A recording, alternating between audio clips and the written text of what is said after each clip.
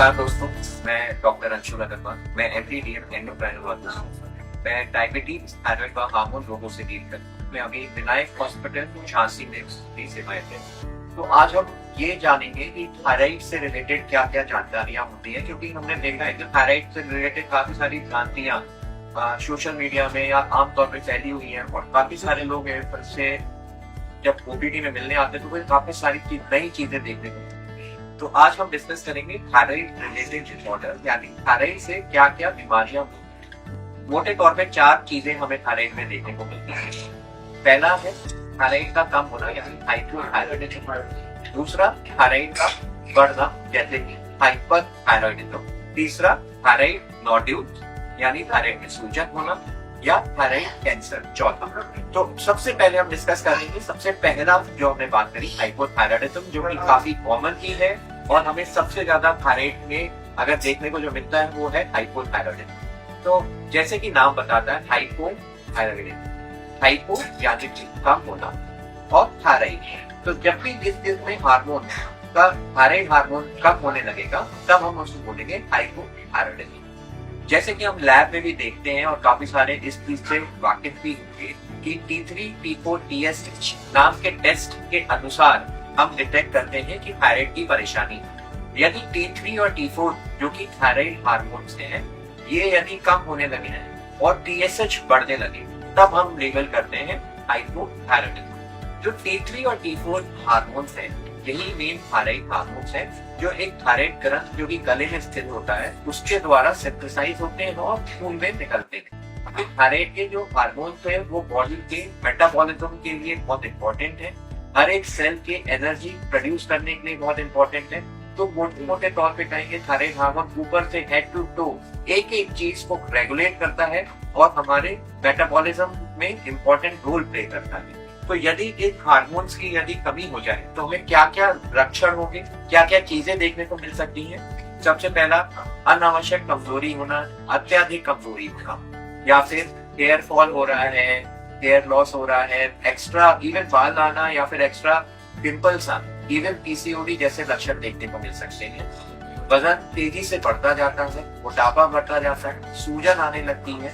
अत्यधिक कमजोरी होने के साथ साथ हमें ये देखने को मिलता है कि स्किन ड्राई होने लग जाती है, महीना इरेगुलर हो सकता है और मेमोरी इश्यूज भी आने लगते हैं, ब्रीदिंग प्रॉब्लम्स आ सकती हैं। अत्यधिक ठंड लगना, कोल्ड इंटॉलरेंस जिसको बोलते हैं, ये सारे अनुभव लक्षण देखने को मिलते हैं। लेकिन इसके अलावा कई सारे लक्षण जो कि थायराइड से रिलेटेड देखने को मिल सकते हैं हाइपोथायराइडिज्म।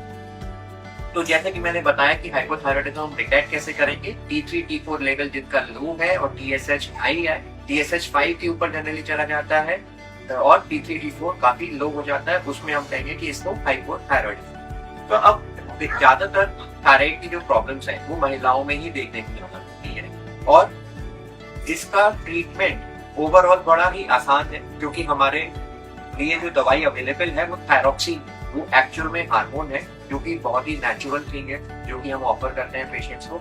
यदि ये थायरॉक्सिन हार्मोन हम देंगे तो बॉडी का मेटाबॉलिज्म वापस से ठीक होने लगेगा, ये सारे लक्षण ठीक होने लगेंगे। तो ओवरऑल ये बहुत ही सरल इलाज है, इसका अवेलेबल काफी सरल और सफल इलाज कहने को अवेलेबल है। इससे हमारी सारी प्रॉब्लम्स ठीक हो जाएंगी और थायराइड से रिलेटेड कॉम्प्लिकेशन होने के चांसेस भी बहुत ज्यादा कम हो जाते हैं। अब बात करें हम डाइट जो थायराइड में क्या क्या हमें डाइट फॉलो करनी चाहिए। अब इससे रिलेटेड भी काफी सारी भ्रांतियां फैली हुई हैं। काफी सारे ओपीडी में पेशेंट आते हैं जिसमें गेहूं चावल काफी टाइम से छोड़ रखा है, क्योंकि उनको थायराइड प्रॉब्लम थी।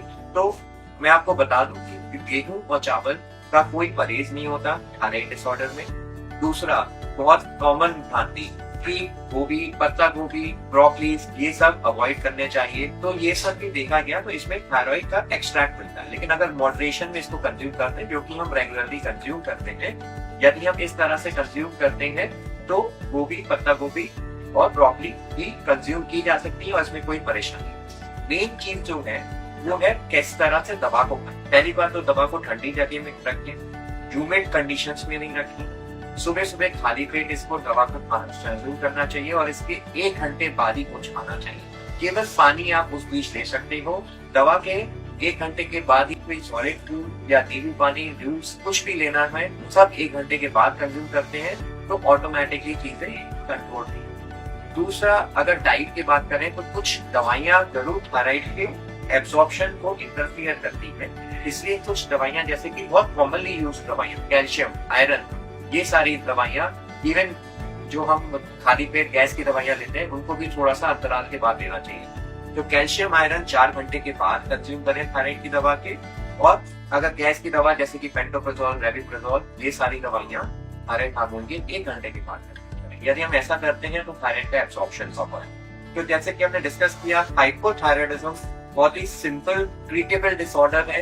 इन सब भ्रांतियों से हमें बचने की जरूरत है कि डाइट में हमें क्या क्या परहेज करना चाहिए। इसमें ओवरऑल कोई खास परहेज की जरूरत नहीं है। सिंपल दवा जो कि नेचुरल सब्सटेंस है उसको कंज्यूम करने से थायराइड कंट्रोल हो सकता है।